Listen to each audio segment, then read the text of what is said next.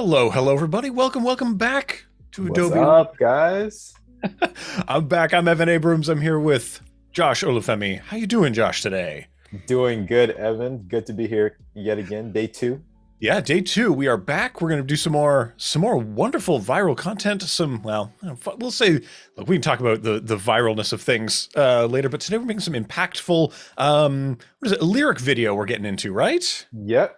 Today we're going to be making a lyric video, kind of a more unconventional way, dare I say, easier, Ooh, more how would I call it? A more more time conscious, more yeah, like it's a more economical way that requires less upfront knowledge and skill. We're going to be doing it all in Premiere too, which is crazy. All right. I love it. Well, we're here to help people get more efficient. So people in the chat, do let us know if you have questions, concerns. I know lyric videos are a great way to get music out there. So if you're supporting musical talent, if you produce music yourself, you're going to want to stick around for this stuff. It's going to be great. But hey, I want to call out people in the chat. Thanks for coming out, hanging with us. Steve Festus, we see our favorite Steve Festus around. Robert, what's going on? Armand, Voodoo Val in the chat, keeping people honest, keeping the conversation going in there. It's great. Richard Wells is back. Cornell, hello. Everybody, everyone in the chat, let us know who you are. Let us know where you're from. Let us know what you're doing. We want to know what you're making, what inspires you. And if you're watching us on YouTube, if you're coming from YouTube today, well, please come over, join us on Behance. To Behance. Water's warm. Join the warm embrace of Behance. We want to see you over here. And then we've got some announcements going on, I suppose. We are coming in kind of the anchor of the day. So thank you for hanging out and doing all the creative challenges with us. We got them in all kinds of apps. We got our illustration challenges that you just saw. We've got XD challenges coming up. So please stick around with us. But hey, we gotta get into the work. Josh, maybe if people weren't here yesterday, if they missed it, if they're not totally familiar with you and what you do, please tell the good people, what you're up to. We might know you most from your YouTube and Instagram, but what are you doing? Yeah, guys, thank you. My name is Josh Olufemii. I actually just brought it up here. I got my YouTube channel, Olufemii right here. You guys should check it out. Please subscribe, check out our stuff. We're a whole team of teachers. We talk about all sorts of things in the realm of short form video production, focusing a lot on music videos all the time. We break down editing styles. We bring awesome veterans in the industry through. We do a lot of just typical post-production tutorials. We have teachers from all over every corner of the earth. It's amazing. We have a lot of fun. But speaking about music videos, I know a lot of you guys have had some experience content for artists that may not have the budget that you feel like that your time deserves. And a lot of the time you can complain, you can whine, you can cry and get angry, but in the real world, I think it's important to be solution oriented, right? So in the real world, if you have an artist that's a musician, a lot of the time, if they aren't with a label or if they don't have a lot of money saved up, they're just not going to have a big budget. Yeah. And speaking specifically about lyric videos, it's even crazier, right? Any of you guys that have done a lyric video knows how much time it takes. A lot of the time you're doing this in After Effects, because up until this point, it's been the easiest software to do these things in. But while it's the easiest software, it still takes a lot of time as far as typography, just all the background elements, and then the moving motion graphics and text elements. It's crazy. But the issue is the budget doesn't usually always align with the amount of time needed. So, because you have poor artists that are like, I want a lyric video, just like the latest, top 40 artist on my YouTube channel. So you'll probably go into a space where you're turning down a lot of lyric video requests just because they don't have the budget. Well, guys, we're gonna try to figure out a solution to this. Not only making lyric videos faster, meaning you use less of your time so that you're not having to charge for as much time because your time is valuable, but also easier because you don't have to even use After Effects. All you guys that are just starting in this video production space and you're still Premiere people, this tutorial is going to be for you. Excellent. Yeah. we'll get into some horror stories from my past of making lyric videos. It's a thing that I did a lot, so I'm excited to see where we go. What are we? First off, we should probably give some context. Whose music are we going to be working with today? We want to set the scene for people. Good point. This is one of my good friends, IMD. He is a dope artist, rap artist out of Brisbane, Australia. I used to live in Australia. I'm actually planning on probably moving back down there. But we would always go out and just do some. This is back when I was just kind of just figuring out the world of music videos and how to even shoot. I was using like my little cheap DSLR or mirrorless DSLR Sony, and so we shot this in his garage. So it was one location, free shoot. It was awesome, and I was like, what if I use this as the kind of foundation that we like create a lyric video out of? Because it's not really a full music video. We're actually only dealing with 30 seconds of it.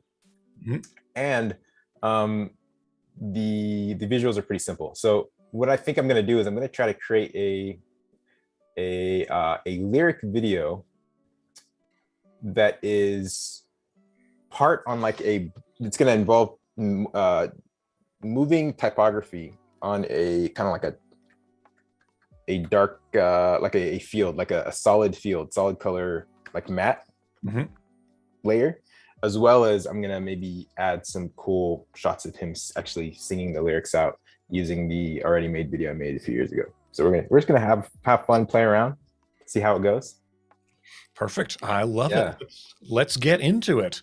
Let's do it. Hopefully you guys are ready. Okay. We got people in the chat coming in. We got Peggy from Portland is here. We got we got another Joshua from Kenya jumping in. We got Kenya. It's awesome. Also, I'd love to know, good people in the chat, while we're working on this, if you're a fan of lyric videos, if there are any that spark joy for you, let us know about them. I always like to see what is current, what is happening in the lyric video space. So if there's any that jump out to people, please let us know. We want to talk about them. We want to see what's inspiring you. But yeah, please, Josh, take it away. Amazing. Let's jump right in. I lived in Portland for 5 years. It's dope. George Fox graduate. Shout out to Kenya too. What part of Kenya are you in? But as you answer that, let's get started. I'm gonna show you how to set up the interface, the Premiere interface, before we get started. I'm a really big fan of just having a very organized project window. So I'm gonna actually put this in my clips folder. I have some sequences from yesterday. Don't worry about that. The most important thing you're gonna do right at first is to make sure that you have the essential graphics window up. And if you don't see it, which I don't, all you gotta do is you gotta go to Window, and then you gotta go to Essential Graphics, make sure it's checked, and bam, here we go. We have all of the available templates that I currently have in my library. I have downloaded a bunch and I bought a bunch. What you wanna start out with doing though is you wanna go to Adobe Stock. And Adobe Stock, which is cool because you're already logged in to Premiere onto your Adobe Creative Cloud account. So you are actually logged into the internet and your credit card is actually attached to your Creative Cloud account. So it's crazy easy to buy these things.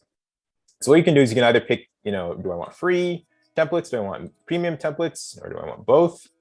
And you would just I would type in typography. Bam.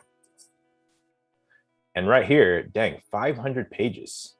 You have so many options. If you stretch it out, and you showcase 9 a page, and it goes to 112 pages. And so you can basically have all of these options. These are both free and premium that you can buy. And these are called MOGRTs. These templates are called MOGRTs. And what MOGRTs enable you to do is add MOGRTs. MOGRTs are cool because they enable you to do creative motion graphics and VFX tricks and inside Premiere, which is normally thought of as just an editing program. Usually if you saw stuff like this, like look at this, normally you'd be like, oh dang, this is so crazy. I haven't seen this one, so maybe it's not crazy, but you're like, oh dang, usually I'd need to go into After Effects to do some of the stuff that you see here, do some of these cool, stylish, elegant looks. but you're able to do it all in Premiere. And the cool thing is, this is going to be for another tutorial. There's actually a way to make these MOGRTs in After Effects, so that if you have a client that doesn't want to have to learn After Effects, but you still want to give him or her an editable project file that they can tweak later, well, you can actually make the cool template in After Effects, export it out as a MOGRT, and then your client just has to upload that MOGRT real quickly, and that's it. So real quick, we're not going to actually buy this because it's already bought. If you want to buy a MOGRT, I believe all you got to do is just click on it.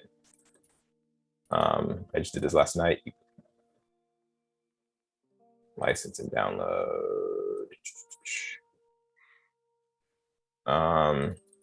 And it'll bring it right into your library. So even if you, I don't know, if you work on like multiple computers, if you're jumping between offices, it could be good. Keep it in your cloud.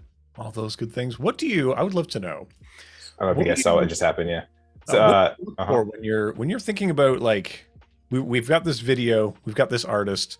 What are some things you'd be looking for when you're selecting from the MOGRTs that you see? It's a really good question.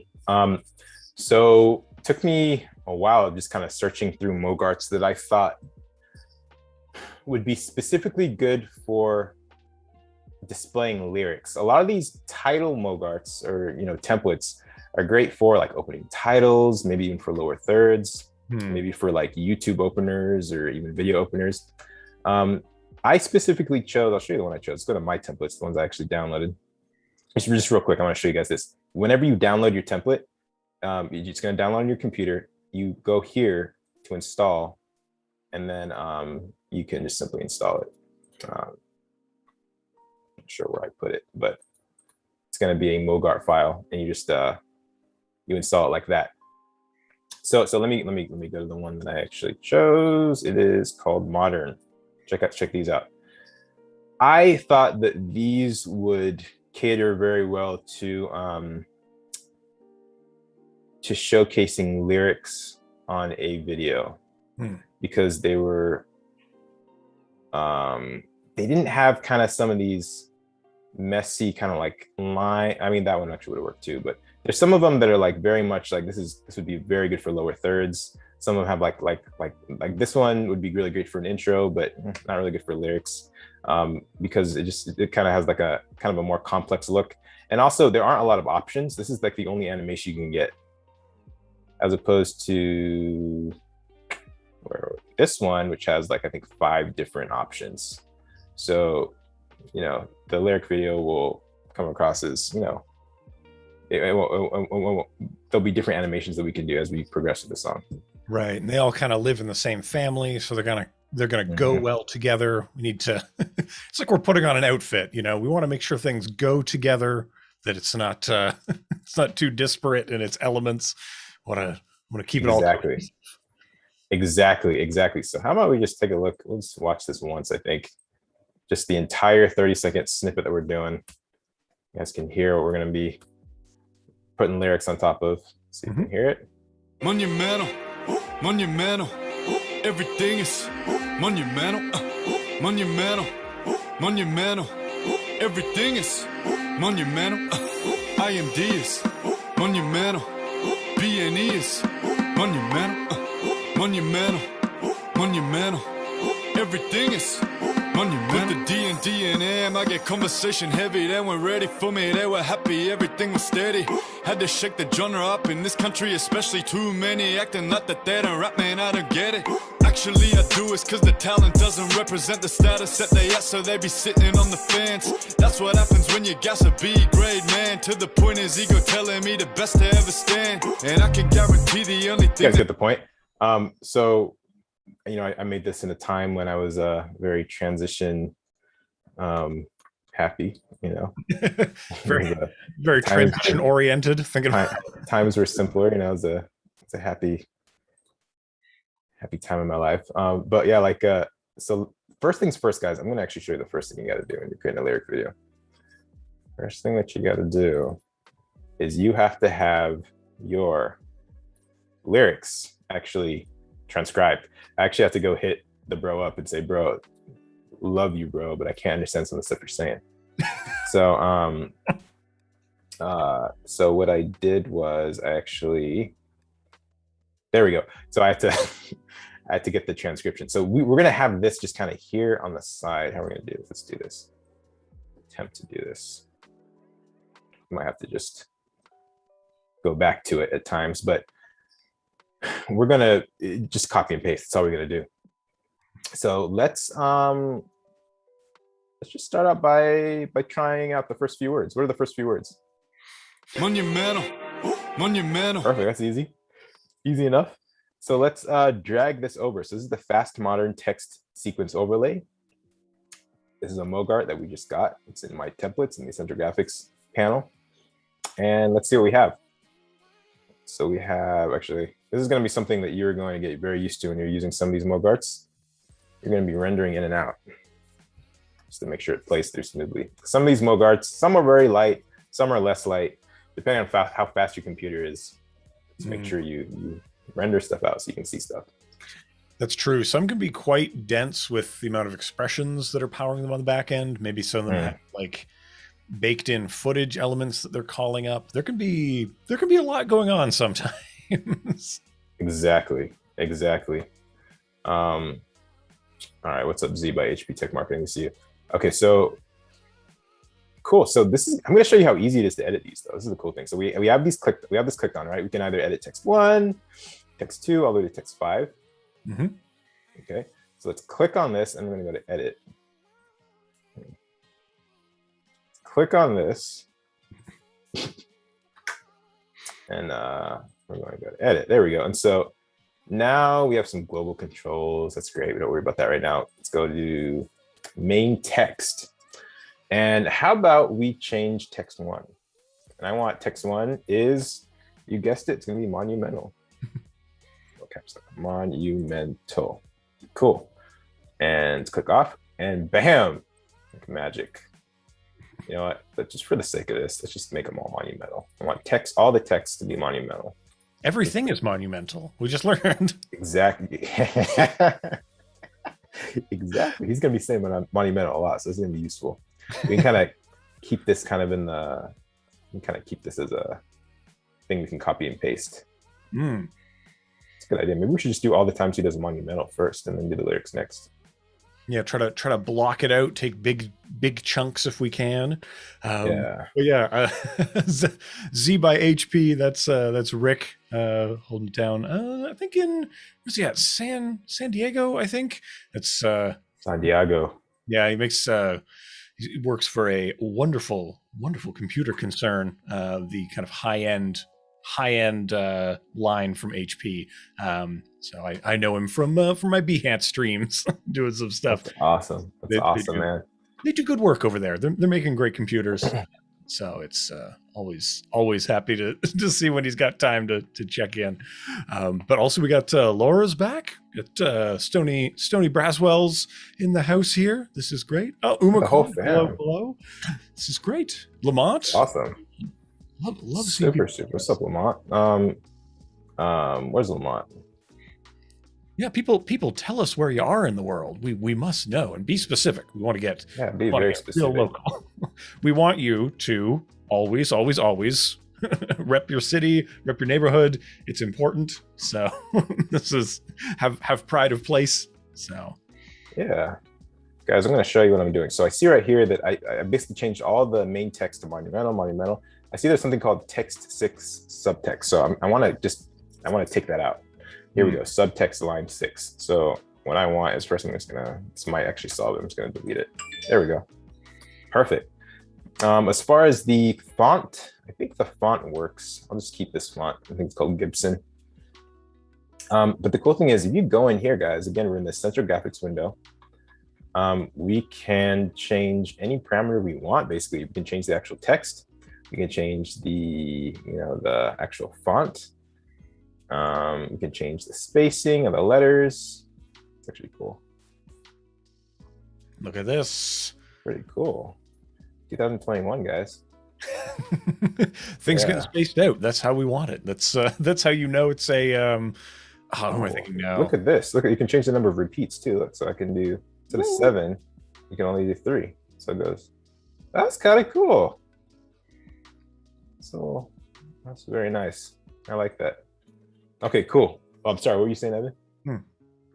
Oh, I was trying to think of the director who's all of his titles are just like words that get stretched out. If someone knows who I'm thinking about, then let me know. I think it's the guy who did Inception. It's slipping off of my mind at the moment. Oh, is it Christopher Nolan? That's the guy. That's the one. That's how to make Christopher Nolan titles. Take some text and then mess with its tracking a little bit. Yeah, it's a little MOGRT. I don't know why my computer hates me right now. Okay, so let's how about we do a render break? All you guys that work production in a in a corporate office know how fun render breaks are for stalling YouTube watch and eating. Monumental. There you go. Y'all see that? That times out pretty well. Yeah, so it's like let's cut the footage. I don't want to see anything right there. Monumental. Yeah. Monumental. So I'm going to check this out. So I'm going to cut this right here. And I'm going to add another monumental for the first time he says monumental. Maybe something with a little bit of pop. Let's see how many options we have. Maybe like monumental. That's like a good way to like start it off, right? Do that. Oh, interesting thing is, I don't know if this is actually the optimal way of actually reusing this. I think the best way would have been actually to copy and paste, because when you actually change the length of this, it actually changes the length of all the individual animations. So I actually stop doing that. But for the sake of laziness, we're gonna just do it. So you guys basically see I'm like reusing all these, right? I'm reusing this. So technically, if I change the length of this by making it short, I'm actually shortening the animation too, as well as cutting it. If my test yesterday made sense, let's take a look. Because some of them are going to be like responsive. They're going to have that responsive time that's going to squish some things, lengthen other things. It's definitely something to think about when choosing your templates. We have a question actually from Umar. They're asking, is this one of the free MOGRTs or is this part of a package of paid MOGRTs? What was the good call? This is paid. This costs $20. So there you go. Very good question. You just go to browse, then the specific name is Fast Modern Text Sequence Overlay. Type it in the search, and then first click on Adobe Stock, and then put that in there. Fast Modern Text Overlay, and Modern Text Overlay. I think it's on Premium, and you should see it like right here. Oh, Fast Modern Text. All right, let's write more. Overlay. There's a lot of things that are fast and modern and text. We got right here. Right here, as you can see, a little shopping cart. If you bring it up, hopefully it's not making me purchase it again, but it is $20 US. $19.99 purchase. Like I said, you can just purchase it right in Premiere. It's pretty dope. And if you're thinking about, do I want to, license all this stuff before I see if it looks good? Well, you can try a lot of things out. There's also a lot of free things. Click that free tab and enjoy. If you're just learning, you want to practice and stuff to see how it goes. But it's search up some of the free ones, because there's some by me up there, and I think they're pretty good. Oh, dang! Okay. If I may toot my own horn, there's some very good ones. Not only by me, I know some of the other artists that have contributed to the free bin. There's a lot of great stuff in there. That's dope. That's real dope. We'll see if this will work. Monumental. Look at me and my messiness. Let's see. Monumental. Hey, a guy is living life on the edge when he plays through, red barred footage with hair. We keep it in the red zone around here. It's important. Psychopaths Anonymous, Okay, so what I'm trying to do is try to cover this. Let's see.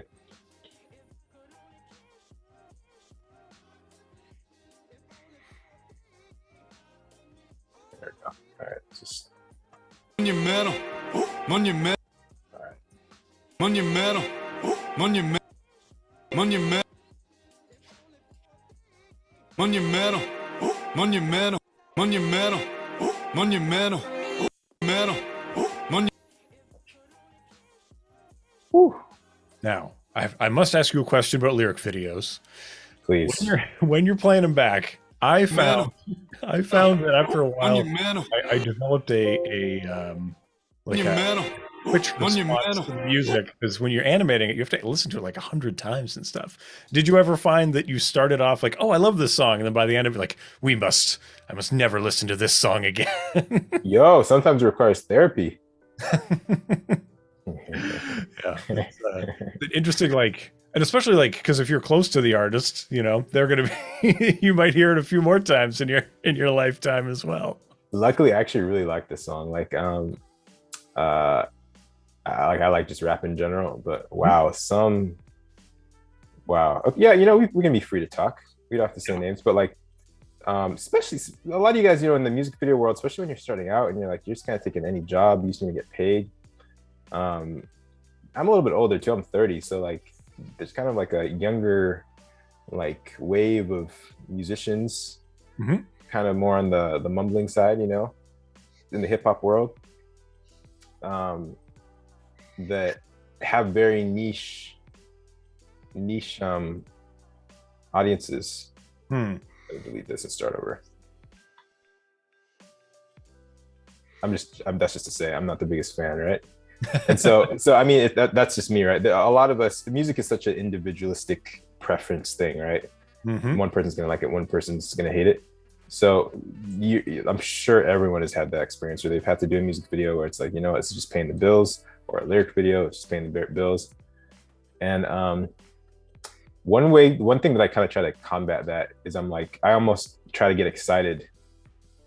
I generally do not do music videos I don't like anymore, but back in the day, I would actually try to get excited about videos, making a music video for music that I didn't like, because I'm like, I know there are other people that probably hate this song if I don't. So I'm gonna try to make this video so good it's gonna actually make the person like the song by the video. And there are artists, there's this really cool director, Colin Tilley. You guys gotta all check out his stuff. He has done videos for artists that I personally weren't the biggest fan of their music, but because I loved Colin Tilley's music videos, I almost kind of became a fan of the artists just by their visuals they put out. I think like director-artist collaborations go so far as you know, positive brand perception, I guess. Right. That goes beyond how good your music is. People need to take. So I don't know. I'm like, it seems so slow today. There you go. It's interesting, right? Yeah, it can be a challenge that we're trying to get more people to listen. Ultimately, we want to build of a thing, and I think visual components are a big part of that. You have a video out on YouTube talking about. I mean, if people weren't here yesterday, we talked a little bit about it, but about kind of the change of how music videos kind of behave in the ecosystem. So, revisit some more of that and kind of the importance of the video to the music itself. Yeah, like say that one more time, Evan. Sorry. I was like, you said there was a video on YouTube where we were talking about how music videos has changed what in the ecosystem? Well, you were I think it's one of yours where you were talking about kind of that what was it, that budgets. Yeah, about budgets and about how the expectations are changing and what is the purpose of the video. Yeah, exactly. Like I think one of the big things I found out in the research of that video was that the music video industry is changing from like an audio visual industry. I remember it was a quote I said to a video audio industry. Like even more so than it was in the past. So at the beginning, music videos were kind of just meant to prop up the music, and essentially sell albums. The music videos were basically like an advertisement to sell albums. Even tours, which is kind of like what the music video industry is all centered around now as far as the main moneymaker. Even that back in the day was just the tours, the main purpose of tours was to sell physical albums. Right. And now, stuff's kind of flipped, and now, the music industry is less an audio visual industry, but more of a visual audio industry, where the video, the online streamed, I guess, or uploaded video is now like the monetizable asset, is kind of what my research is telling me. So like, how do I put it? Like,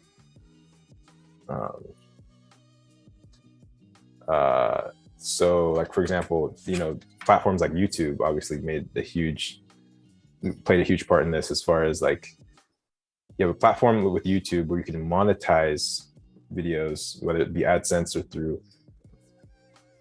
whether it be through partnerships with brands that want to have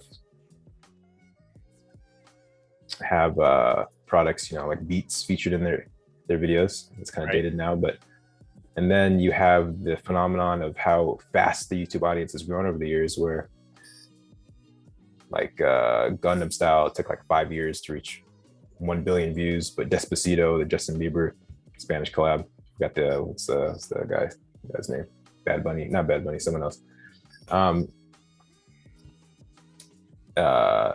Where they were speaking English and Spanish. I mean, think about how wide that audience was for that video, right? As far as in both Americas and beyond. So like, it took only 3 years or 2 years, or maybe it was 1 year to reach that same amount, to reach 1 billion views. Is crazy. So, video has been a monetizable asset like no other. And it's quite a shift to kind of, and it makes it more like we're not just creating music video, it's actually content that we want people to attend to in a specific way. So yeah, I like this. I like this shift, not only because I don't have much music on the television anymore. So that's for Canadians. Canadians will know MTV Canada, I suppose, will be helpful. To tell people about. Trying to think of what other Canadianisms I can drop on here that will be even more alienating. Everything is shout out to Canada, man. Canada's holding it down up there. monumental, monumental. Everything is monumental. I guess I kind of went ahead of myself. It should be up here. What's your favorite thing about Canada, Evan? How long have you lived? You've obviously lived there your whole life. Always. It's true. It's a wonderful. I am this. Turn this down. It's gonna start. It's a wonderful people's place, heads after a while. Say it's a chill hang. Yes, but in the chat, yes, it's all Rush all the time. That's all we listen to. It's nothing but Rush and Tragically Hip over here. And then sometimes Drake comes in, and then Justin Bieber's on the dial. We've got them all. Yeah, that's right. I got it. That's right. It's actually, those are kind of like the biggest artists in the world right now, or at least in the English-speaking world. Got Alanis Morissette, Celine Dion. I'm trying to think of who else people would know about from up here. Hard to know. But something I wanted to ask you about here, you've got stuff, you're moving it around. If people are trying to save time in their production, when you're dragging stuff around and duplicating, are there any keyboard shortcuts people need to kind of know about when they're duplicating stuff around their timeline here? Good call. There definitely is. I think the simplest one is, Control C, Control V, or if you're on a Mac, Command C, Command V. Shout out to all the Mac users. There's also a lot of other ones that I use. One of my favorite ones to use is Q and W. Okay. Use that one. It's going to be less of something we're going to be doing now, but it kind of allows you to, how would you describe that, Evan? Like, let's see. So if I were to cut this footage and I wanted to cut all of this back from the last edit, I would do Q. Okay. Do that. And then if I want to do the other way, if I want to cut this back here, I would do W. There we go. Just cut everything. Oh, and it just purges everything. No, Timeline. we'll come back to that. Okay. I love Q&W though. I use it a ton. It's kind of weird using it with like a track where I've cut the top one, but not the bottom one. But yeah.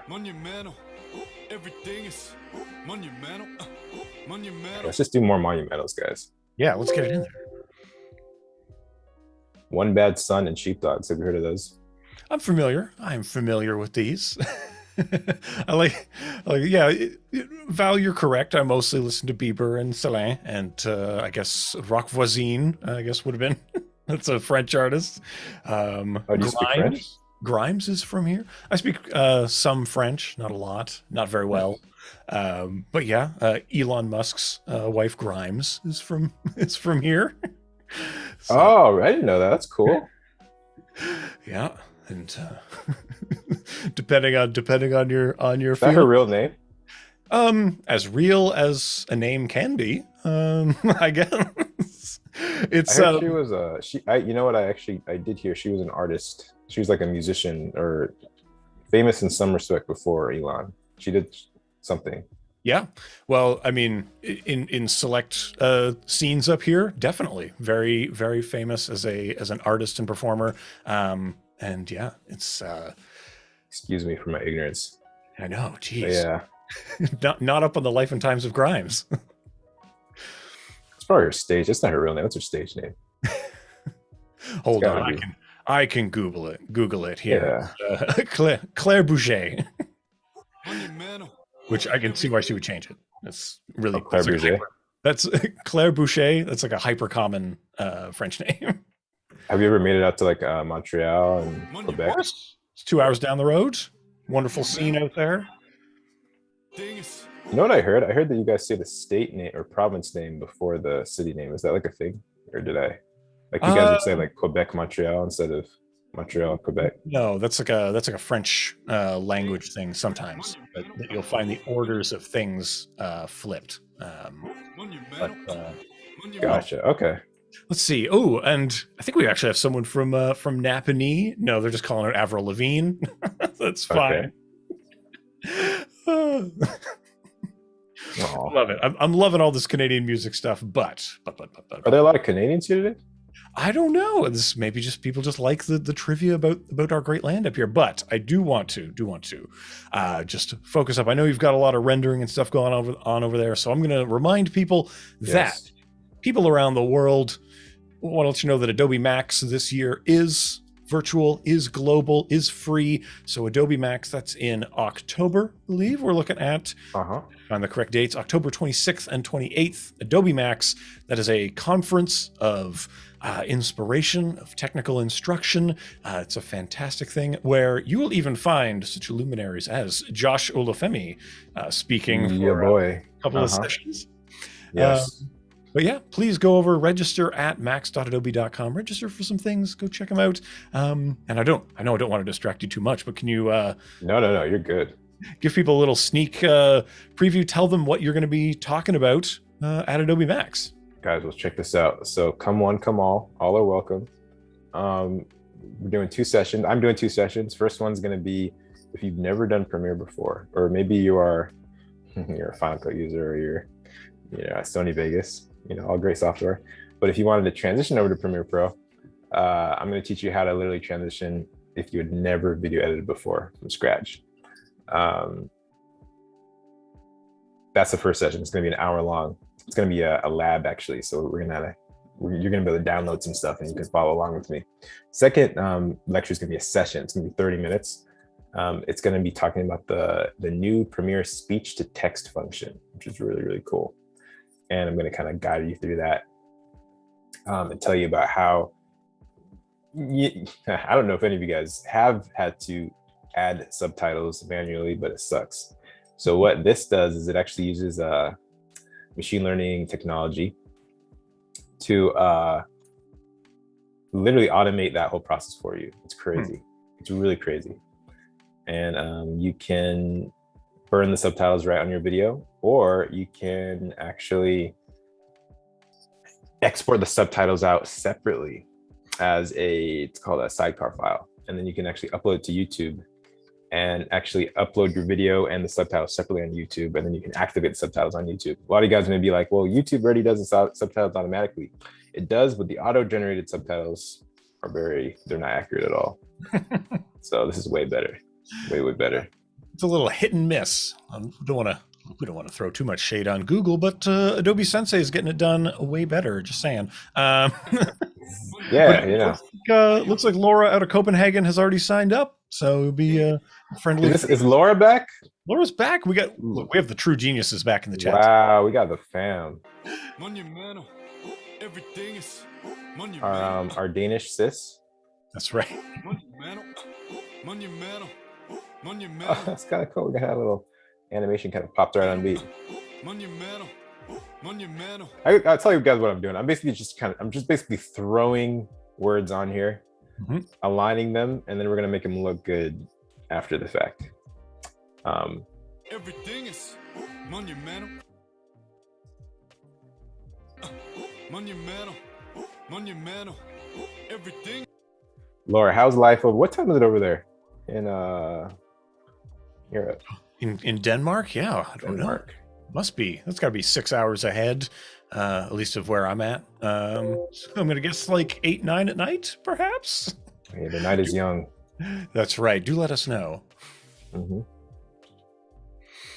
So it can take a bit of pushing things back and forth to get everything kind of lined up on the timeline. But I like how this is going. You don't have to hand animate all the stuff. It's actually pretty convenient, like just copy and paste in. There we go. And then we're changing the parameters in here for every text. And it's pretty cool. I like how Laura spells her name. It's L-O-R-A. Must be a very European, Danish version of the word. I'm trying to think. One other thing that, so when you're putting this stuff down on the timeline, what I'd love to see is if we have time, if we have time at the end, I'd love to see how the speech to text actually treats this song, because you've got the lyrics out kind of next to on like monitor 2, so you can copy and paste them in. But I would be curious if we have time, just if we have time. I'm gonna make sure there's time. Watch what I'm gonna do. You guys see this long 60-minute song and all of its glory? Let's check this out. The magic of video editing. B&E is monumental. Everything is monumental. Check this out. Bam! If only real life could be this way with clients. The assignment is suddenly much shorter. Exactly. But yeah, I'd love to see if we have time towards the end, if we could see if speech to text can make sense of this song. I'm always interested to see if it can parse out from music or if it can pull out from the track. It's actually funny. I tried it yesterday when I was practicing, and it's funny what it does. I'll show you what it does after. Be it rap, a rap song, transcript, is going to be very much more involved than a normal transcript. So give me 1 second. I'm going to open my window. I'm burning up right now. It's getting too hot in the studio. Well, while he's away, folks, I do want to say, do let us know in the chat who you are, where you're from. We want to know, what's going on with you. And also, if you're coming in late today, if you missed yesterday, we were doing a lot of wonderful things, cloning of people in footage. It was great. Always watch the replays if you want.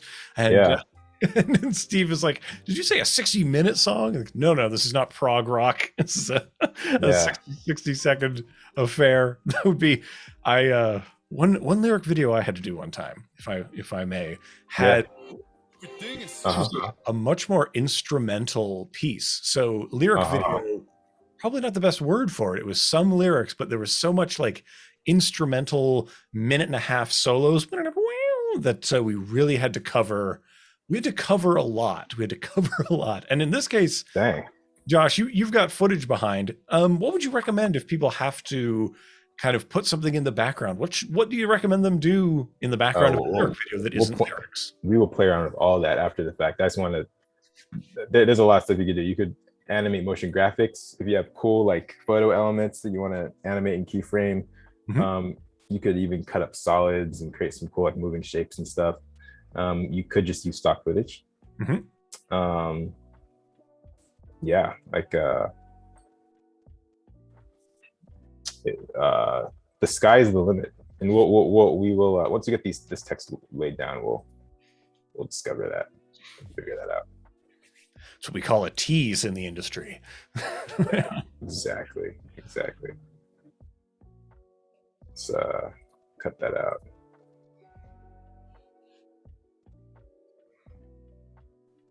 Val, love it.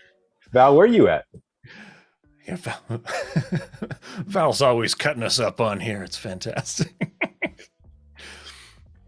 Val, you're LA, right? Good question. Which Val is that? Val, is that a Val like what's your full name, Val? No, this is brand name Voodoo Val, who you're going to see streaming on here on Adobe Live often in the hosting seat as well. Always, yeah, I'm pretty sure I know some you, great illustration work. It's fantastic. That's awesome. Oh, and she's coming in from Northern California. You know what? I'm loving the Northern California, love we're getting here. Oh, but used to be in Culver City. Culver City? Hey, well, she knows her roots. Is that one of the many one of the many neighborhoods of LA? I'm not familiar with Culver City. Yeah, Culver City is like right here. Culver City is where Sony Studios is headquartered. It's like it's a very kind of cutesy little city, kind of in between the airport and the west side. Oh. Yeah. It's right. I like to say Culver City is right on the cusp of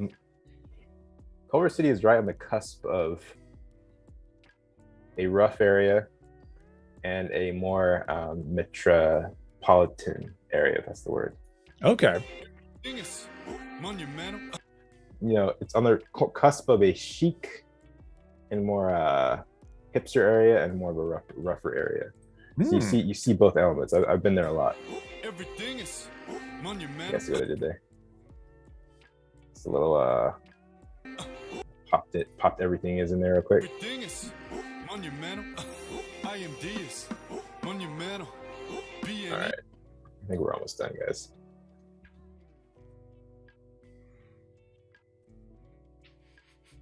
You're in fire country.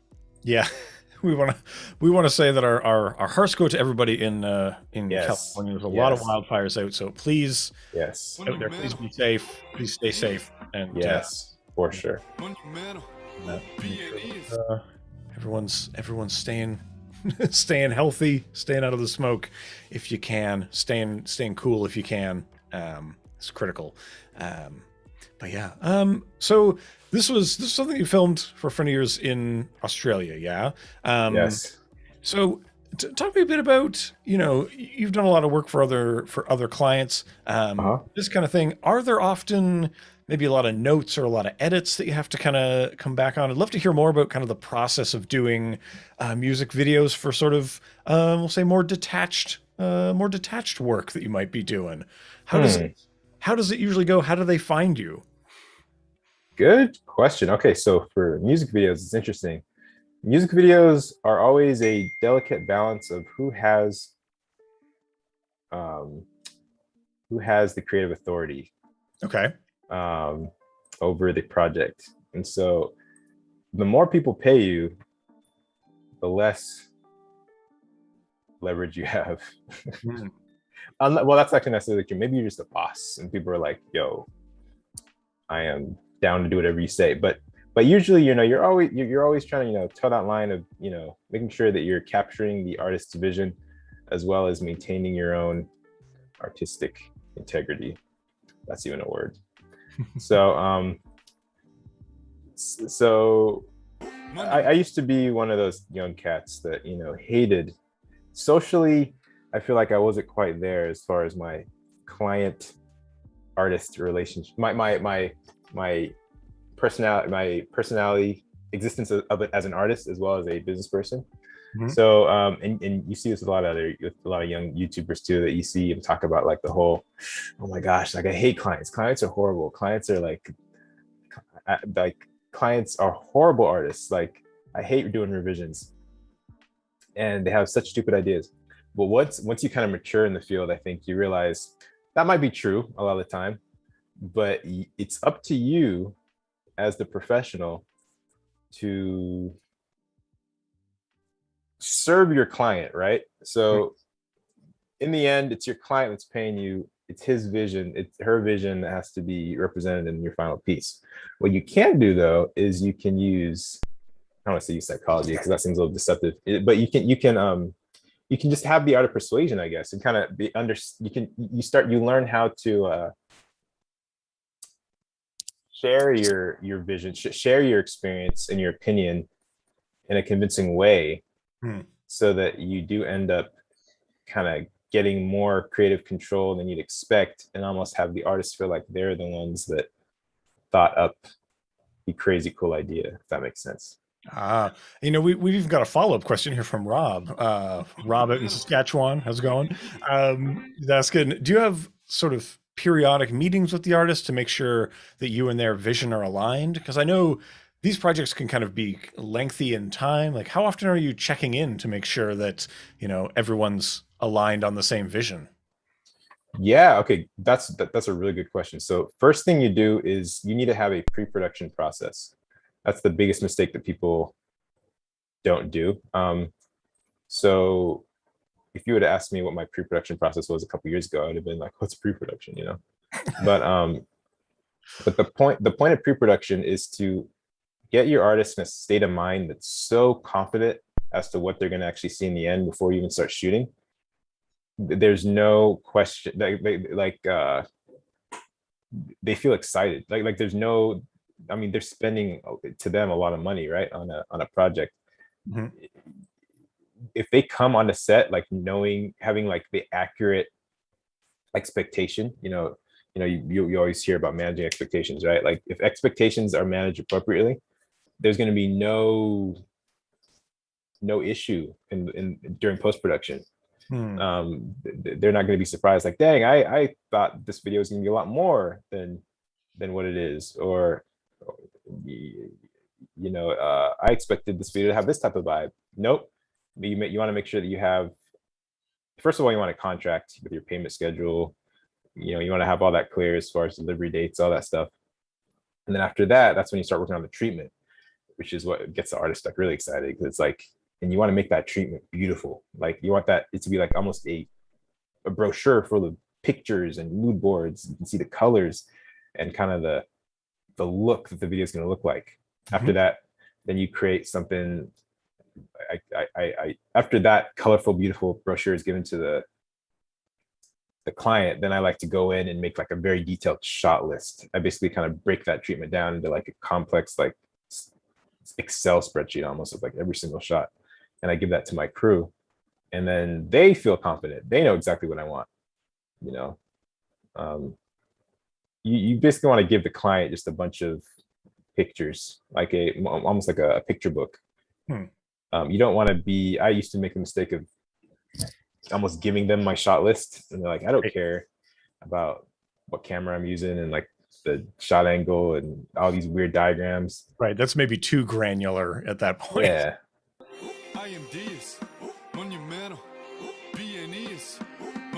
Yeah, so good point. So once you do that, the minute you hop on set, your crew can almost work autonomously. Is that a word? Like autonomous from you? Yeah. And not really, but you know what I mean? Like they know what your vision is, and you and your clients crazy comfortable. And I like that kind of emphasis on communication, keeping things transparent, getting people to buy in early. These are all good ideas, especially when you're about to make big commitments, on set. I think it's one of the reasons that I am very fearful of filming anything because you have to commit to so much on the day and hopefully get it all in. Right. I know, right? It's a dance on set. I have such respect for productions because it's this like choreographed dance that a lot of the time, this is my mistake. Again, not doing pre-production is almost like, showing up to a Justin Bieber concert as a group of rap bound dancers without choreography. Right. You're just kind of freestyling. We can't all be left shark over here. That's I know, right? Katy Perry backup dancer, left shark. And the thing is, your client can see when you're not prepared. Like it's just such a bad look on set when it's like obvious that like your crew doesn't know what to do apart from like you, like unless it because they're standing around, they're like waiting for you to tell them what to do. It's just a really bad look. Right. Get everyone on the same page. It's critical. Yeah. I remember one of my mentors, but one of my biggest mentors, his name's Matt Alonso. Mm-hmm. He doesn't live that far from me, away from me. He I remember he would used to chastise me, rightfully so, back not that long ago when I first started doing music videos, because I didn't all the stuff I'm telling you, I didn't do any of it, right? And so I would always look at his sets, and I realized one issue I had with my sets was I was always yelling at people. Like I was always yelling at my crew specifically. When I say crew, I mean literally just like, I don't know if I could even like just friends that were nice enough to even stay along and go along for the ride, probably being paid close to nothing. So I was just starting out, the budgets were small. And I was like, dang, this really sucks. Like, I feel like I'm really affecting the experience because like, it's not like anyone's being paid that much. It's not like these videos that significant, honestly, in the grand scheme of things. And I almost feel like the people working with me are getting screamed at. And I'm like, why am I mean, hopefully I wasn't screaming at people, but I wasn't being nice, Right. It was like an elevated emotional state. Yeah. And I was like, I had to like think, I was like, well, I feel like if I don't get serious, I'm not serious with people are just going to stand around and, the buck lays with me. Like they're just working for a day. If I get to the end of the day and my footage sucks, then the artist is going to hate me. Then Matt was like, well, it's because you don't have pre-production. Like you need to do all of this production before this production day. And then everything will just run like clockwork. And I'd go to his sets. I remember one of the first sets he took me on was the Snoop Dogg set. And massive artist, like he was just one of them. I forgot who the other people were that day, but like he was literally like, I think MTV was there like interviewing him, like he was just chilling, kind of walking around like high-fiving everyone. And I was like, how are you so chill? I was stressed out and I didn't have any responsibility. I was just shadowing him. And I was like, bro, how are you just, and people are just like working. He's like, pre-production, man. That's all you got to do. Everyone knows what's up. Yeah. Well, when you can trust your team, you don't have anything to worry about, right? Oh my gosh. I'm like, why? Like, oh my gosh, guys, this is a perfect example. I'm like, where's my music? Why haven't I been hearing music? Have you guys ever done this where it's like you accidentally deleted your music? You've bumped your music track off. I was wondering. This is how you do this. So a quick fix to that is go to Open Project, go to the project file, and go to your autosave. I autosave for every 1 minute because I do this sadly a lot.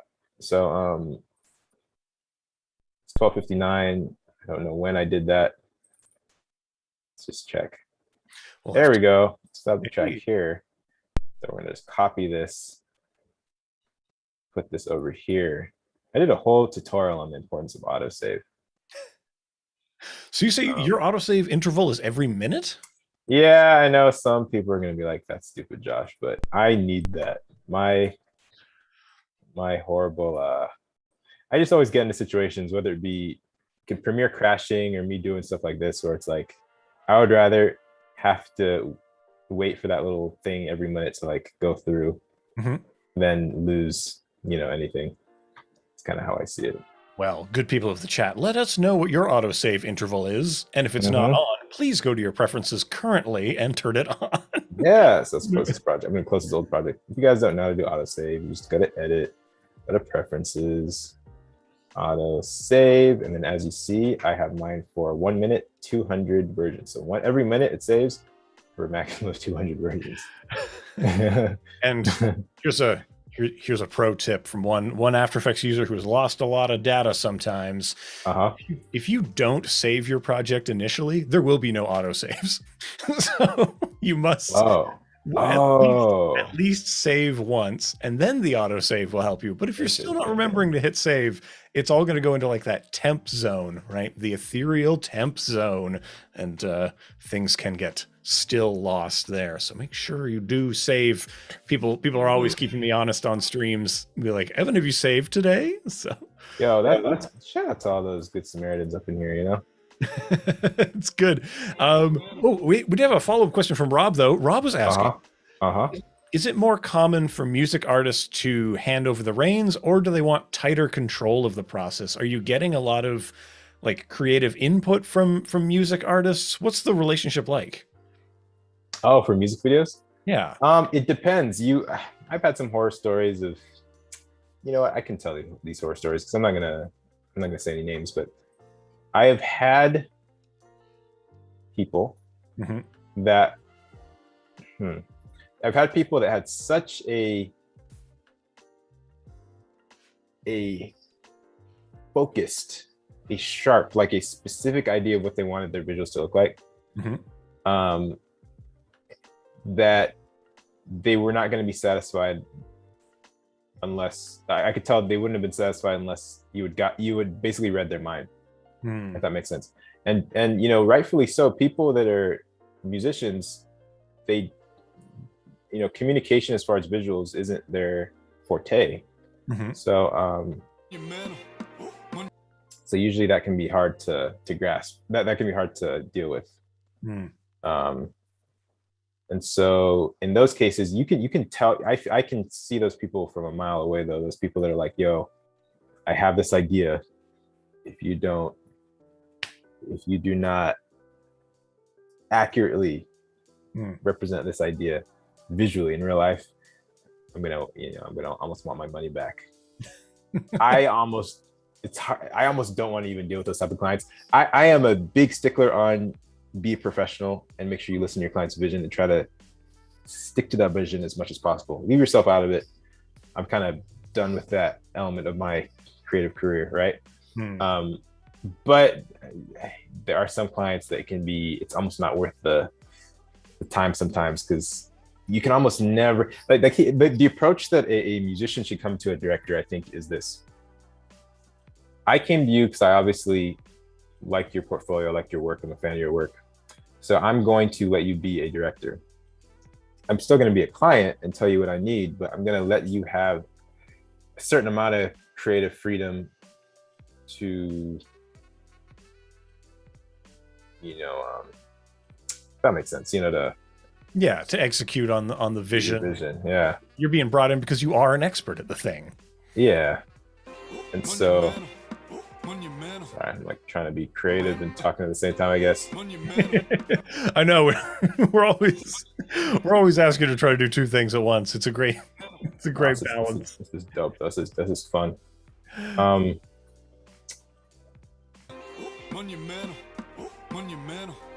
of monumentals. So like let's just try to hop in some of these.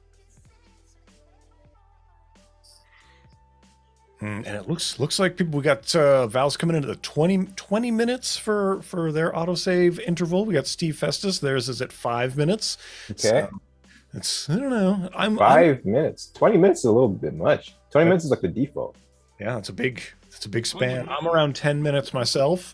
That's about, because I think about it, well, how much time would I be willing to lose? I'd be willing to lose 10 minutes of time. That's about as much as I'm willing to throw in the bin if it happens. And what's really interesting is sometimes, you know, if something bad does happen, I can actually accomplish what I did in 10 minutes in like 1 minute, because I'm like, I already solved that problem, beep boop bop, and then get it piped through. So it's really depends, though. Really depends. I hear you. Doesn't always strike twice. I hear you.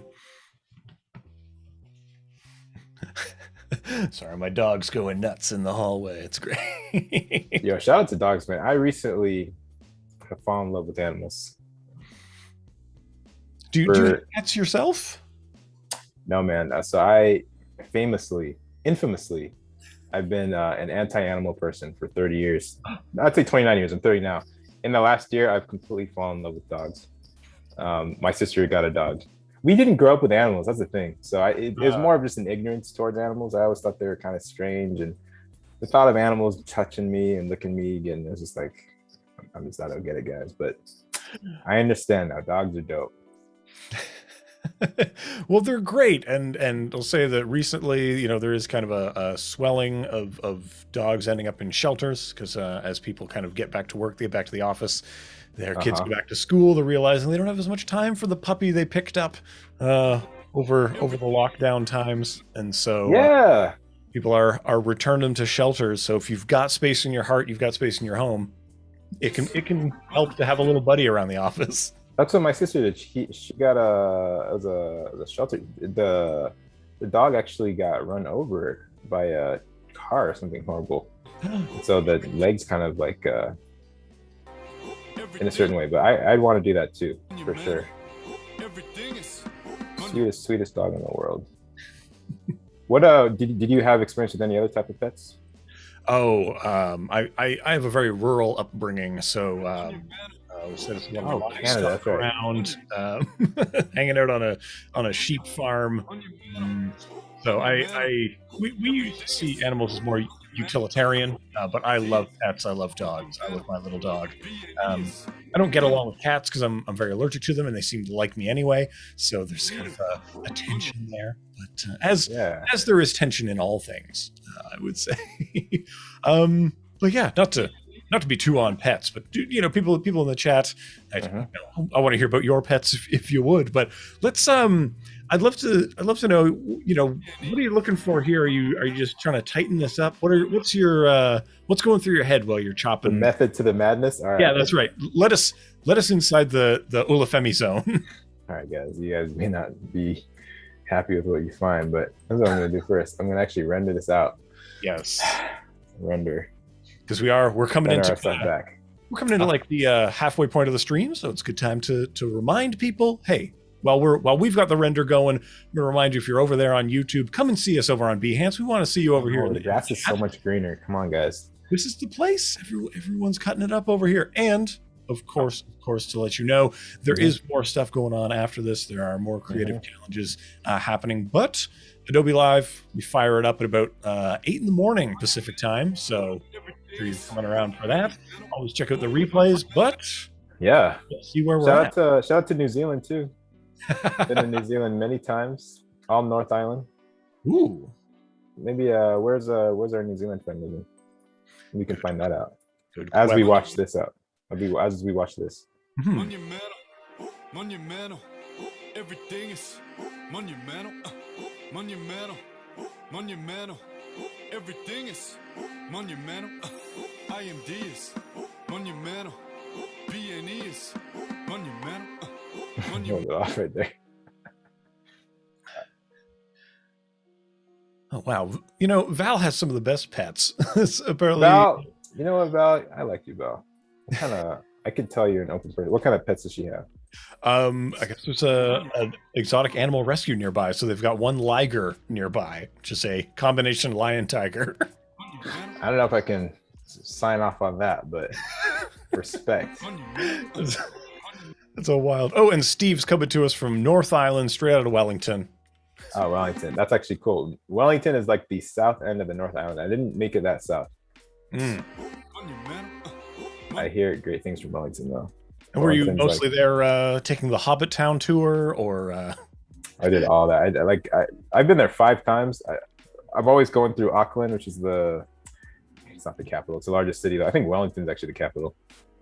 But it's like the largest city. And then I generally thought of New Zealand as a small little place, but it's massive. Like, I drove from Auckland, like maybe halfway to Wellington, to like I forgot where all these places were named. It's just beautiful, like little lake and where the Hobbit Town is and everything. It took me 3-4 hours to drive there. Beautiful. New Zealand is probably the most beautiful country I've ever been to, as far as all of us creatives filming. Yeah, I would live there. I was gonna say, were these work trips? Were you filming stuff out there? One was a work trip. The other trips were just my girlfriend's from Hamilton, Okay. which is a city like in central North Island. Okay. So we visited her family, her old stomping grounds, and we did a cool little Airbnb trip. Yeah, it's beautiful, man. It's so beautiful. All right, so another render, and then we might kind of just tighten things up. Monumental. Everything is monumental. Monumental. Everything is monumental. IMD is monumental. BNE is monumental. Monumental. All right, let's do a little. Let's do a little doubling up, just for the sake of monumental. Everything is. This is bothering me too. I want to align this up a little bit. Make sure it's a little bit closer to when we're hearing the words. Oh yeah, match those lyrics a little bit better. All right. Ooh, and Steve is recommending get yourself to Wellington. Check out Weta Workshops. See that's of course. Weta. What is what's his brother's name? Lord of the Rings. What's the Lord of the Rings guy again? The director. that's Jackson. Yeah. Peter Jackson. Yeah, Peter Jackson owns basically the film industry in New Zealand. It's awesome. Hey, what's up? And Annika's showing up in the chat. What's going on? Must have heard that we've been saving our work. She's a streamer on Behance. There's a lot of great streamers here on Behance as well. So, Adobe Live, fantastic program. We get great people on here, but there are other creative streamers on here as well. I recommend people check out all times of the day. So that's awesome. Yeah, it's a great place. It's a great community. And I don't know, not to drop any shade, but find it to be a much more welcoming place than Twitch, which has its own hang-ups, its own culture around it. Twitch is not for me. Because here on Behance, we're only focused on the creative stuff, right? There is no, there's no kind of gamer crossover going on. Not that I don't. Look, I'll shout out to the gamers. Yeah, I'll throw it down in some Among Us sometimes, but that's. But.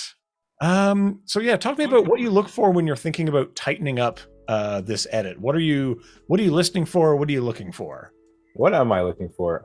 So what I want to do is I want to. Everything is monumental. This is what I do. I want to double up on some of these texts without crashing my computer. So let's see. I'm gonna actually see if this is the case. Can I actually extend the timing? There are some MOGRTs where you can't actually extend the timing. Okay. In the central graphics panel, I believe another way, like I said, was stretching it. I'm gonna see if that is a real thing. So we're gonna try that. Let's see if it worked. Let's see.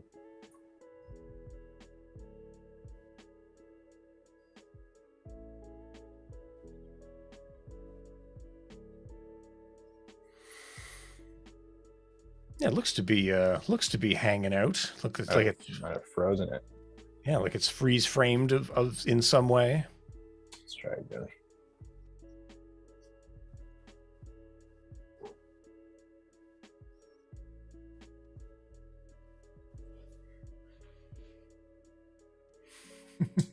Also, Steve's given us some trivia from the Weta Workshops about the. Oh, yeah? He's telling us that when filming the boat scene for King Kong, the boat never left the dock and it stayed there for 2 months.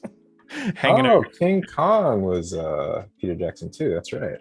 Oh, it's yeah. Weta has their hands in a lot of very like effects heavy stuff. It's fantastic to see all the great works that get into such a variety of miniatures, prop work, visual effects stuff. I think it's them and Lucasfilm are kind of, or Industrial Light and Magic are kind of neck and Oh neck yeah, on those sorts of spots. freaking geniuses. Love That'd them be a all. dream, man. That would be a dream out there. Yeah, that would be amazing to work with them. I'm currently Wow. trying to get myself back over there with these border restrictions. Well, I was gonna say, while we're on the subject of goals and dreams, if you could create music video for any artist, if we can put the vibe out into the universe, if we can try to manifest it, who would you like to work for? What's a dream client for you? Oh, a dream. That's a good question. I was gonna say something that might be a little controversial, so we're gonna go a little bit for we'll say Justin Bieber, which is true. Do you know who I was gonna say, Evan? I don't know. Okay, that's fine. I mean, you'd have to remember from yesterday. I was gonna say, because you said you have done work for Chris Brown, right, in the past. Right. But also like another person is Machine Gun Kelly. I actually really like him. okay, yeah. You listen to him at all? I've heard some of his stuff. I saw he's got some new stuff out. He's been in the tabloids a little bit recently. Yeah, right. Like his little spat on the red carpet, but that's fine. I think he's an interesting. He's an interesting fellow. I find his music is perhaps a bit more poppy than I enjoy, but I think it's. But he didn't used to be that way. Do you remember the old Machine Gun Kelly? Yes. He was a rapper. Look, I'm 34. I remember a lot of things. So the thing about I love rap music, right? But like one of my biggest one of my biggest genres I love is punk rock. Okay. So back when I was in high school, I just listened to punk rock. I didn't start listening to hip hop when I was until like senior year in college. And so I lived in Portland too. Punk rock was so big in Portland. Hilarious. But Machine Gun Kelly basically brought punk rock back. It was kind of like gone for a long time.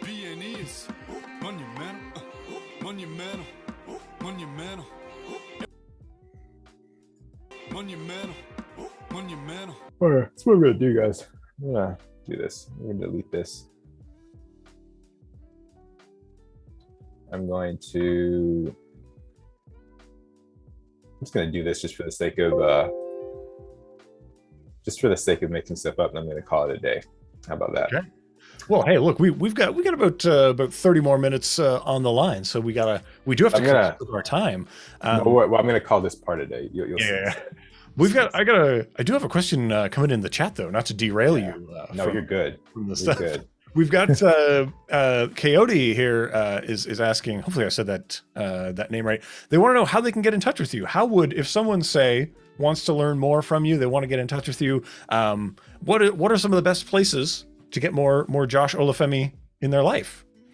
Yo, check out our YouTube channel. Subscribe, Josh Olufemii. We need all the subscribers. You'd be very much appreciated.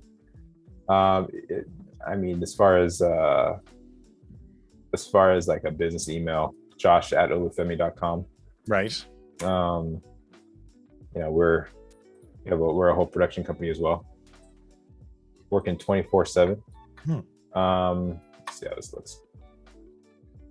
YouTube channel, Instagram would be DMing on Instagram would be the most direct way and fast way probably to contact me. Made by Olufemii. But yeah, good question. And as well, of course, if people want to learn more from you, you're teaching at Adobe Max. So people, if you haven't heard about this, Adobe Max, October 26th to 28th, Adobe Max, go sign up, max.adobe.com. Josh, you got 2 lectures that are going to be going on. You're going to be taken people from zero to, I was going to say zero to hero, but we're going to say zero to conversation with Premiere. Tell folks a little bit while you're shuffling clips around. I'd love to hear more about kind of maybe what you would say are like the essential things that a beginner should be doing in Premiere, or what they should be learning first. Good question. Like, I think beginners should be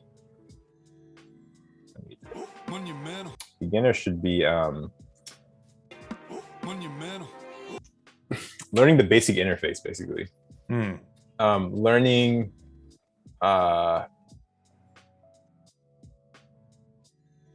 Learning less the artistry and more of the just the technical aspects of video editing, if that makes sense. And that's all I'm teaching. So we kind of have a simple ad that we constructed that kind of specifically, uses techniques that anybody should know at the beginning, whether it mean like creating titles, using a MOGRT, creating text manually, syncing music, adjusting volume levels, organizing, cutting footage in the timeline, and it's perfect. Like we did a similar tutorial a few years back, or last year, and then another tutorial 2 years before that, and the feedback we always get is, dang, like Premiere is such an easy program. Premiere is great for beginners and for pros because you can use it as a simplified program, and then you can complicate it to your heart's extent. And then you throw After Effects in there, and then you can do anything. And so it's kind of a software for anyone. And so we're going to be talking about that. And the second session is going to be using speech to text, which, for the heck of it, we should totally try out for this video. You guys want to check this out, or just want to see how this looks? Yeah, let's play it through. Let's see how we're looking, how we're sounding. Monumental. Everything is monumental. IMD is monumental. BNE is monumental. Monumental.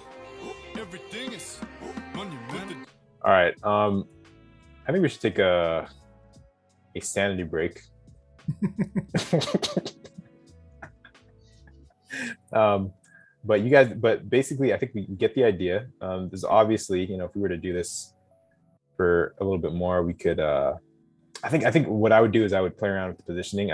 They're kind of very centered, all these titles, right? And then I would do more overlaying like this. See how I like flipped them on the side, right here, and I was like monumental, kind of spin them 90 degrees, and kind of had more of these texts, these subtitles overlaying on top of each other so that they aren't disappearing quite immediately. You can still see, you can see the next few texts kind of like cross resolve in before the other one actually disappears. That's kind of where I'd go, I feel like. One thing that I'd really suggest that people do is look at the wide variety of options you have as far as MOGRTs go. We literally just used one pack for the sake of simplicity. You got a lot of mileage out of one $20 license. Yeah. And then I almost forgot, if you don't want to pay $20 per pack, you can actually pay $30 per month. And I think you have like 10 free downloads. So you could totally do that. Adobe Stock. It's all in that. Just go to the website and Adobe Stock, and you can get signed up for that. All you got to do is sign up into your Creative Cloud account, and everything just syncs immediately. It's amazing. Look at these. This is pretty dope as well. That's true. This stuff can get pretty fancy in there. There's some good ones. People want to play around. Check out the free tab. See what's free in there. See if that's for you. We think it will be, but they're good. Yeah, you can go to free and see all those options. But what I want to do, Evan, is I actually want to do what you're saying. I want to show people the speech to text. I want to give you guys a little bit of a glimpse, because technically, using speech to text is a way to overlay text on the video. And if you've seen some of these videos on YouTube, sometimes lyric videos are so simple as to literally just be subtitles over like a moving motion graphic. So let's just test it out. I want to show you guys just the the power of automating lyrics, because it's just so much easier than having to actually literally create like a text thing and like literally type it out, and then change the font and then changing the position, to wherever you want it for every single. It's horrible. So how about we try that out real quick? All right. I think we have some time. So let's go over to lyric video. I'm going to duplicate this. I'm going to do, how about we call this lyric video subtitles? Ooh, and we've got some kind of technical questions coming in as well. So while you're setting that up, question number one, on your YouTube channel, do you have any playlists? Do you have any sort of videos that you would say are more beginner friendly over there? This is from Rob's asking. Yeah, definitely, Rob. If you actually go to my YouTube channel, Josh Olufemii, there's a lot of playlists specifically for beginners. I think I have actually a beginners playlist for if you've never even video edited before. I'll teach you even without bragging, I have a YouTube video that teaches you After Effects in 20 minutes if you've never video edited before in your whole life. And we got a lot of good feedback from that. After Effects is one of those programs too that's actually relatively simple.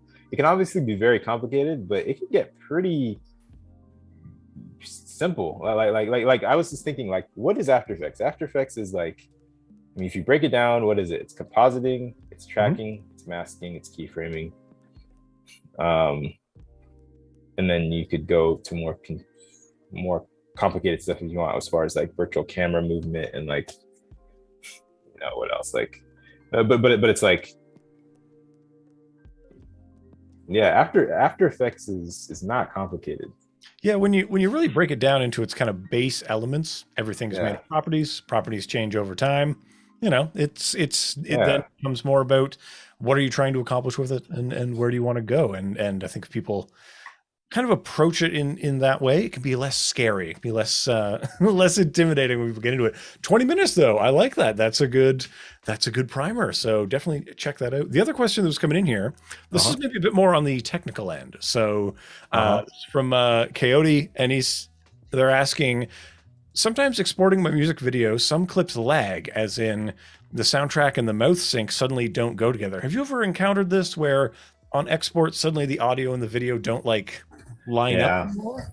A lot of the time it's just because I didn't do a good job syncing it actually in my timeline. And sometimes when I was like working on a slower computer, it was so stuttery, the playback, that I didn't realize it was out of sync until I exported it out. If that's not your issue, if that is actually not your issue, who knows, it might be the codec that you're exporting out to. Like maybe it's the player that you're actually using to play back your footage. It's kind of messing stuff up. I've had that issue with, I think, Windows Media Player in the past, especially QuickTime. I've had that issue in the past. The most sure way of seeing if your music, if the most sure way of seeing if it's just like your player, or like maybe the codec or something that's not your fault, is to upload it on YouTube on like a junk account. I don't know if you have any other options, Evan, but the YouTube player seems to be pretty accurate. Yeah, it's interesting. So most of the time that I personally run into this is when we're talking about the playback thing, is if I were to encode this as like a lossless file, if I were to encode this as a ProRes file, and the computer, the bit rate is so high that the computer actually can't send it back to you, I actually bring that exported file back into Premiere, because Premiere decodes better than QuickTime, better than VLC when it comes to unpicking difficult compression. So that can, and then you can actually scrub through frame by frame to like, oh, is it lined up? Is it not lined up? Right. You want to trust but verify on that stuff. Gotcha. And then, so the only other advice that I personally would ever give is that make sure that if, for example, you're rendering on the timeline, right? You like we've been doing, you've seen us render here all day long. We're rendering up and down, and just making sure that when the bar is green, if it looks good, that should be synced up. If when the bar is green and it's not synced up, you may want to conform your audio to be all the same hertz, like the same like 48,000, and make everything the same hertz. That might help. But this is definitely something that you may need to actually jump on the Adobe Help forums. This is my plug for the Adobe Help forums. Ooh. Go there, and there are so many very knowledgeable people that can help out, especially if you kind of have like an edge case that might be like a hardware mismatch, or it might be like a playback issue. So, you know, if you can describe your problem in detail on there, there's definitely going to be someone that'll flock to it. Because if you're familiar, Josh, with the help forums, the more people you help, the more points you get.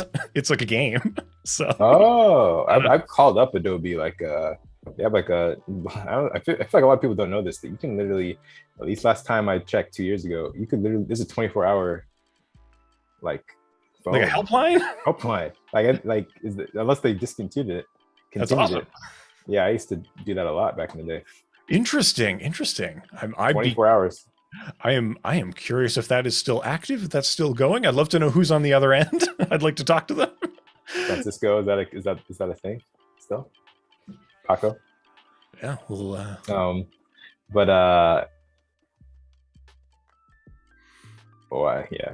yeah. Anyway, guys, this is dope. So I'm going to show you how to transcribe. It's really easy. I've done this so many times at this point. One thing that I do is just make sure that you have your in and out points kind of showing the area that you want to transcribe on your timeline, aka this clip. And then all you got to do is go to sequence, then go to make sure that you're updated to the latest version of Premiere. Then go to sequence, just there, the sequence, right? So click on the sequence, go to sequence, and then go to auto transcribe sequence. And then the text, there we go. Create transcript comes up, and we're gonna do audio on track. We have a few options. We can either, if I had multiple audio sources from different tracks, you'd have like audio 1, audio 2, audio 3, audio 4. You could either pick the track that you want to transcribe, or you can do mix, which is going to transcribe just all the tracks together. We're just going to do mix. We could have done either one. It wouldn't have mattered. Right. So only one track, like a voiceover track. If you've got multiple dialogue tracks, you can parse it out. Right. Maybe you don't want to transcribe the music, the background music. You just want to transcribe like the voiceover. Then you'd be able to pick. In this case, we want to transcribe the actual music. So language is English. And then transcribe in-point to output only. In-point to outpoint only. We're going to do that. And then we're going to transcribe. Let's give it a sec. See how we go.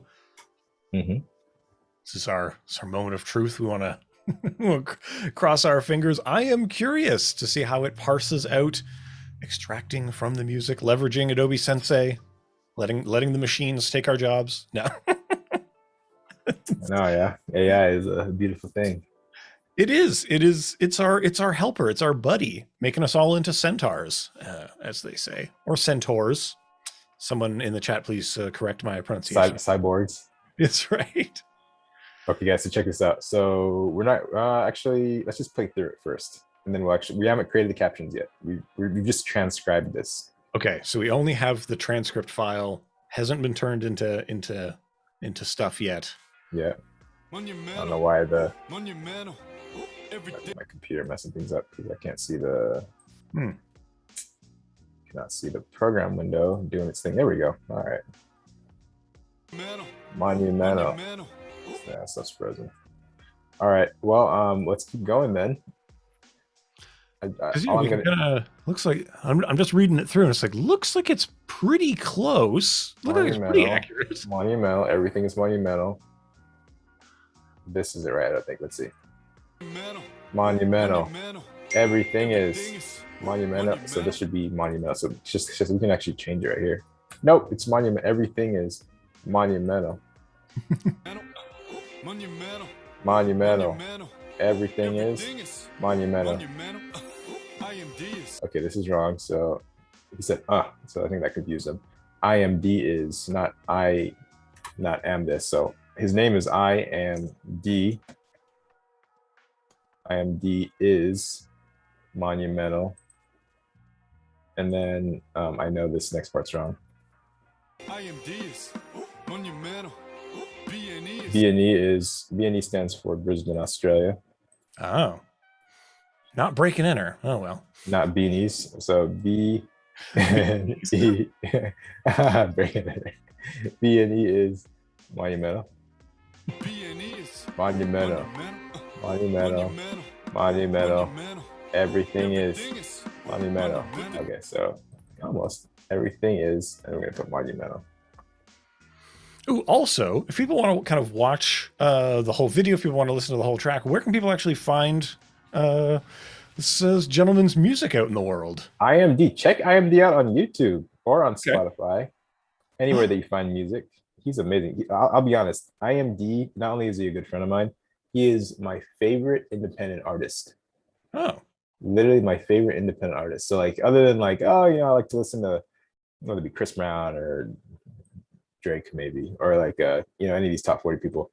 Like as far as independent artists, he's my favorite one. monumental. Monumental. Everything is monumental. All right, so let's create captions. Bam.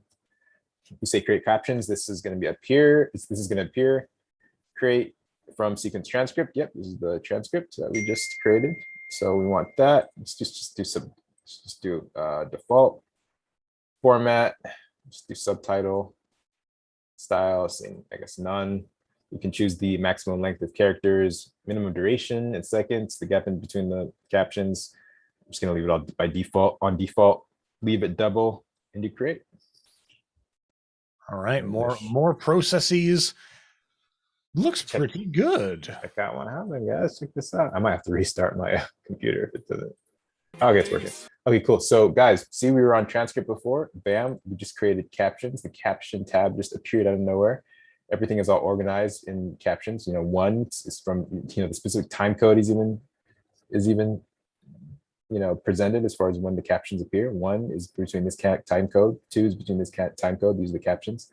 And then what's even more interesting is you actually have a caption track, C1. So you guys know there's like the video tracks V1, V2, V4 to like V99. And then there's the audio tracks A1, A2, A3, all the way down to A99. Now we have C1. These are caption tracks.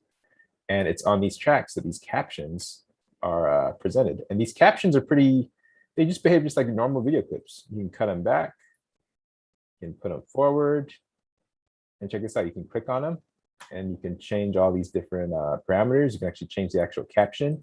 You can actually change it on here as well, right on the actual, do all that if you wanted to, which is crazy. Or I believe you can actually click on here. Can you click on here and change it? Or is that that's just the title of the layer in there? Oh, just the title. Okay, so you click actually on the video, which makes sense, and you change it in there. So like, monumental. Everything. Actually, let's do full, and then let's just go straight render.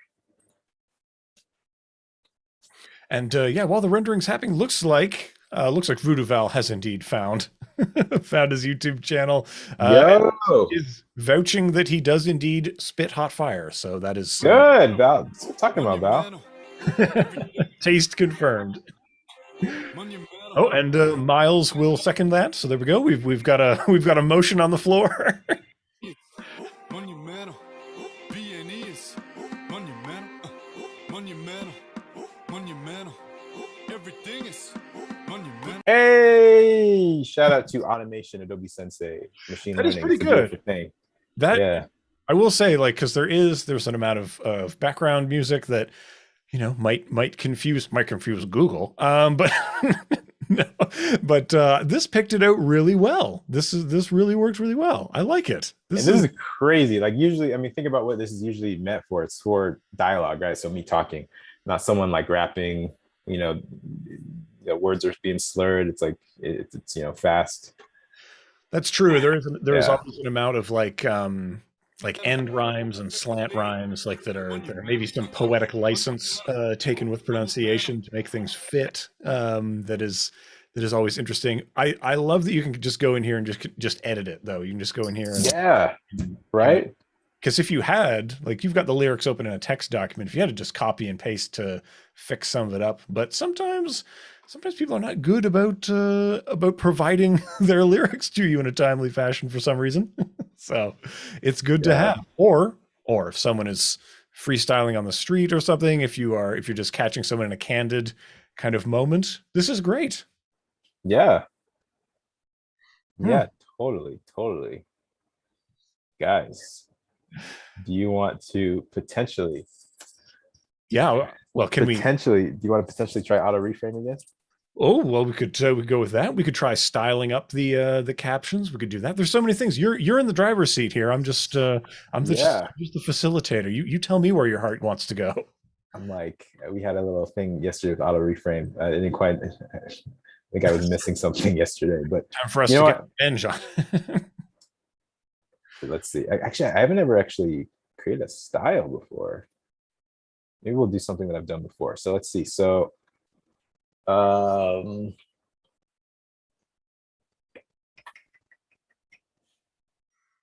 and a lot of people are really saying that that his gang track is the is the one to listen. Gang is dope. Dope. I know that one too. Actually, I want to show you guys that this is actually important. So let me show you guys as far as exporting goes. Okay. So if you go to File and then you go to Export Media, like you normally would, right? Mm-hmm. Give it a sec. Try it again. Export Media.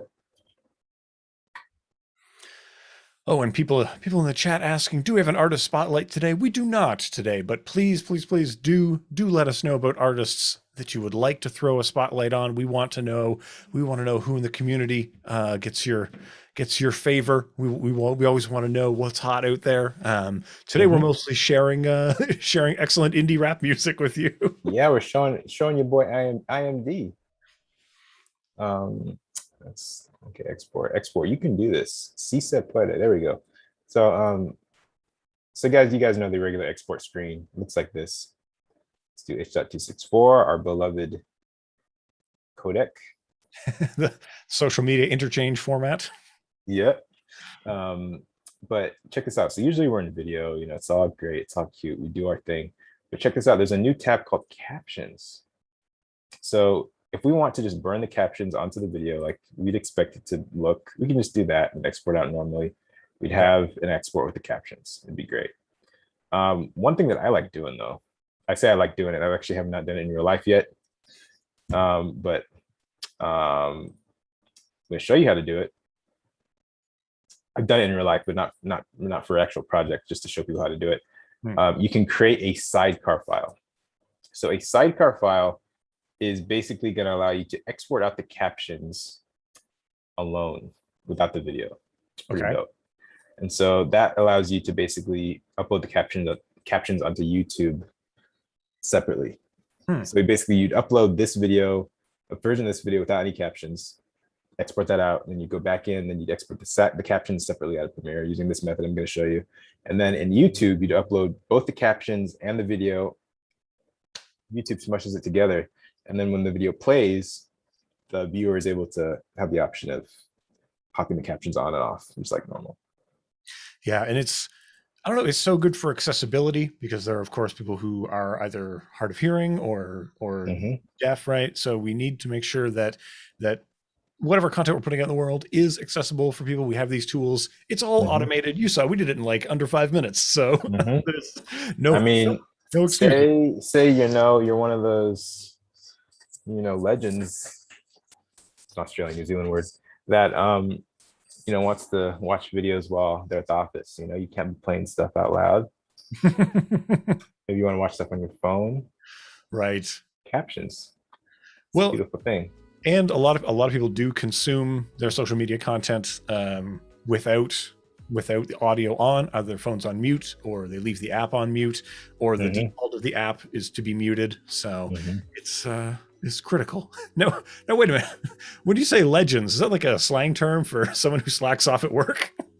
No, legends is actually a compliment. So anytime you call, let's see, what legends would be basically how you would expect it to be here. But it's just used profusely. So say I really like you, Evan, which I do. I'd be like, yo, Evan, you're such a legend. You're a legend at what you do. Well, thank you so much. I was like a boss. I was going to say, I hope that I've achieved immortality and that my statue will crumble in the desert like the rest of it. All right, but this is good. I like these. I like all these tips. I hope they've been pretty helpful for folks. We've got about 10 minutes left here. So what else what else can we show people in the small amount of time we've got left? Any questions people may have as far as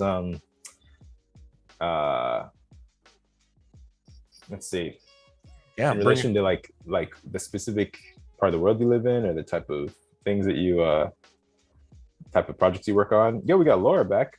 That's right. Asking if there will be another Premiere series with Josh. Well, like we've been talking about, Josh, people want to hear you talk more about Premiere. Sign up to Adobe Max, right? Maybe if people are coming in late, tell people again, you know, it's October 26th to 28th. Sign up at max.adobe.com. You can learn from Josh, and Josh give people maybe a little bit more. Maybe we had a little bit of a preview here about it, but what can people expect to learn from you? Yeah, like so we're gonna be doing Max. It's gonna be amazing. 2 sessions. First session, we're gonna be talking about, you know, beginner Premiere stuff. Maybe a little bit below Laura's level, but still check it out and invite your friends. And then the second one's gonna be doing basically what we did here using the speech and text tool. It's 30 minutes. Awesome. But Laura, check out the YouTube channel. YouTube channel has a lot of cool stuff. We have not only me, but we have people way smarter than me actually in a lot of specific areas as far as VFX, audio design, stuff. Yeah. I know you've got some great tutorials on there about some magic tricks you can do with After Effects. Those are cool to see. I always like to see some sleight of hand magic, so it's awesome to see some. Ooh, Coffee Licker, yeah, that's Herman. He's in Vancouver, another Canadian man. He's amazing. Look, where the weather is rainy, indoor activities flourish. So you'll see a lot of that going on. Oh man. But yeah, I'm glad people have been enjoying the stream. I'm trying to think of one question that I would have, I guess, is when it comes to sort of making music videos, is there any tips that you would give to someone? Let's say they're in a band, maybe they got a friend who's rapping. What would you advise them to do if they want to make a music video on the cheap? How do you set up something like this? You mentioned this is all in a garage. What should people think about doing? That's a really good question, man. Like, music videos is all about the lighting and the location. Okay. So music videos is all about the lighting, the location. You want to make your artist look beautiful. So make sure that you have good coverage. Plan things out. I would say make sure that your lighting is soft lighting. You don't need a ton of lighting to create really dope effects. I only used one light, I think. I think my big thing, actually I used 2 lights. So I used one light to shine through this grate he had, and he has a huge garage. And then I had let's see. I had a little bit of, okay, you guys can kind of see there's a little bit of haze in the air. Haze is really cool. Haze basically like catches light beams. Maybe you can't really see it in this shot, but the plan was I have light coming through here. This is from the sun, and then I have a huge aperture light shining through these, you know, casting these cool shadows. And then I believe I had like a third light somewhere like right here. This is like I don't know what, maybe it was typed. I don't know if it was a key or what. Maybe it was only these 2 lights actually. But yeah, you can keep these things pretty simple. You know, like I kind of went a little bit much on the effects. I was kind of just going effects happy, having a grand old time. But I think kind of a better trend these days is focusing on just cinematography. I remember for this one, I think I just bought a Ronin S back when that was kind of the new thing. And so I was like, yo, I'm gonna have like a Ronin S like dolly shot as kind of my master hero shot, and then I was going to plan everything else kind of around that. I had a long enough garage that it was great. Another thing is, I don't know if you noticed, I wet the ground. It's kind of like a basic little trick people use all the time. Right. Get some bounce from what lights you do have going around the space. Yeah, like it reflects, basically doubles up on the lights that you're using, adds more depth, more contrasting light intensities, creates more depth, and then I'm sure it kind of helps with, you know, light up kind of his under areas as well. Right. Yeah, it's fantastic. I think it's one of those things that I liked your tip earlier of making sure you get some kind of pre-production down, have a plan going in, no matter the size of what you're doing. Have you were talking about making sure you have a chill time on set so it's enjoyable and people want to come back. So that's always Reverb Mike says have a skateboard handy. That's how we had right our dolly shots back in the day. How do you? So you were talking. You mentioned like getting some mist in the air to create some volumetric lights coming through. Yes, that's the word I was looking for. Yeah. Are you just going around with a spray bottle? What is causing this haze? Man, I've done so many sketch things as far as getting haze in the air for shoots. Like I remember there's a shoot where I had a guy bring his vape and just like blow into the general area, let it disperse. Just vape continuously. That's a health hazard, but absolutely. I wouldn't recommend it. Adobe does not sponsor this message. That's right. But generally, at the beginning, I would just use a straight up fog machine, which is crazy harsh as far as like, you got to really figure out how to dissipate that fog. Ideally, you want a haze machine. A haze machine is going to be, I think, a little bit slightly more expensive than a fog machine. It's going to give a lot more even dispersion of that, that particulate. It's going to make, just add a little texture to the air. You don't want to like choke the air with fog. So add a little bit of texture. Hopefully you don't even see it. It literally, you don't actually see the actual fog, but you just see the light beam through seemingly clear air. It's like the most ideal setting. Awesome. Well, I know we're coming into the end, so how about we just do a quick recap of what we did today and let the people know, perhaps if they were coming in late, what we were up to. Yes, guys, thank you guys so much for sticking through this entire live session. This is what we did. Basically, what we did was we created a lyric video.